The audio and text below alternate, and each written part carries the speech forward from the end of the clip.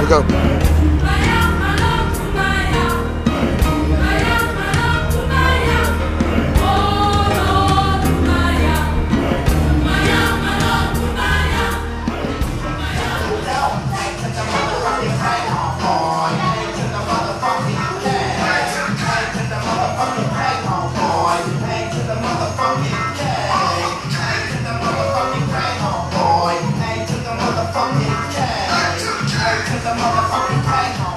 L'Afrique, comme c'est pas un continent riche, comme c'est pas un continent dominant, elle est d'autant plus influencée par les politiques étrangères.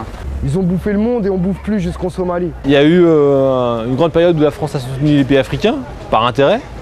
Et maintenant, elle lâche petit à petit, donc, sans proposer de solutions. Elle est dépendante de sa dette, elle est dépendante des grandes compagnies, elle est dépendante des grands propriétaires. Les dictateurs à la solde des gouvernements européens. On sait que c'est des gens qui travaillent qui sont censés bosser pour le peuple, qui tiennent le pouvoir et qui finalement servent que leur propre intérêt. Les Africains qui vivent ici, ils sont perdus quelque part. Parce que si on va en Afrique, on n'a pas la place. Et on est ici, parfois on n'a pas la place. Donc c'est ça, il faut que les politiciens africains prennent compte avec les politiciens européens. Le futur de l'Afrique, je le vois à l'unisson avec la France et le continent européen. Et puis de toute façon, ils sont bien obligés de composer avec la pression des pays du Nord, puisque ils reçoivent des aides. L'Europe, l'Amérique, ils ont 100 ans d'avance sur nous. Ils envoient des satellites dans l'espace, ils ont leur marque de voiture, leur marque d'avion. Nous, on n'a pas une marque de voiture africaine, on n'a pas une marque comme Boeing ou Airbus. Il n'y a pas de développement, on est à la ramasse. C'est qu'on ne fait pas l'Europe avec l'Europe, donc on n'a qu'à la faire avec l'Afrique déjà. Mais la politique en Afrique, sincèrement, elle est plutôt dirigée par les Blancs, par les Européens. Regarde aujourd'hui le Mali, ils n'avaient plus envie d'avoir Moussa Traoré, et c'est vrai que Moussa Traoré, il a un peu exagéré par rapport à sa politique. Il a sorti des armes contre sa propre population. La France, elle est impliquée dans beaucoup d'histoires en Afrique.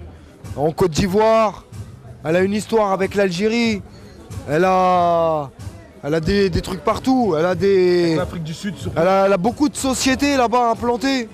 Elle a des gens qui travaillent pour la France, là-bas. Donc nous, on connaît rien en vrai. Explique-lui, dis-lui qu'on connaît rien. Explique-lui que les livres d'histoire qu'on a lus ici, c'est des livres d'histoire français, c'est des livres d'histoire qui ne disaient pas tout. Il faudrait que les Africains coupent le cordon pour voir ce qu'ils sont capables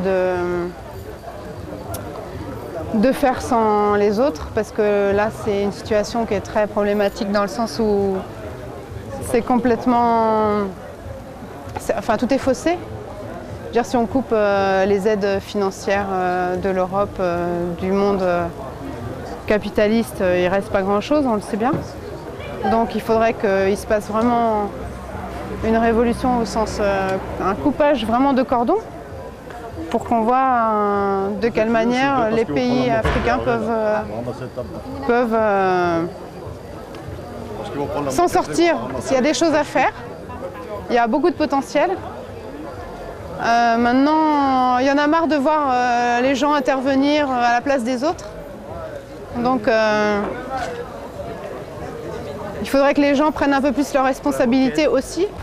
Sur le Sénégal, ouais, je trouve que les Français influencent énormément.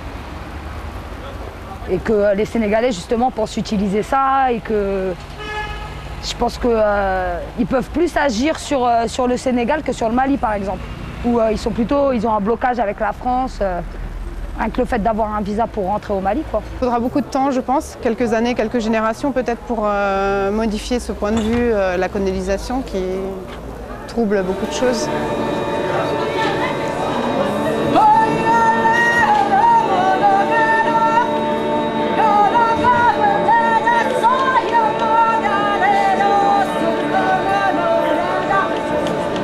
Yeah.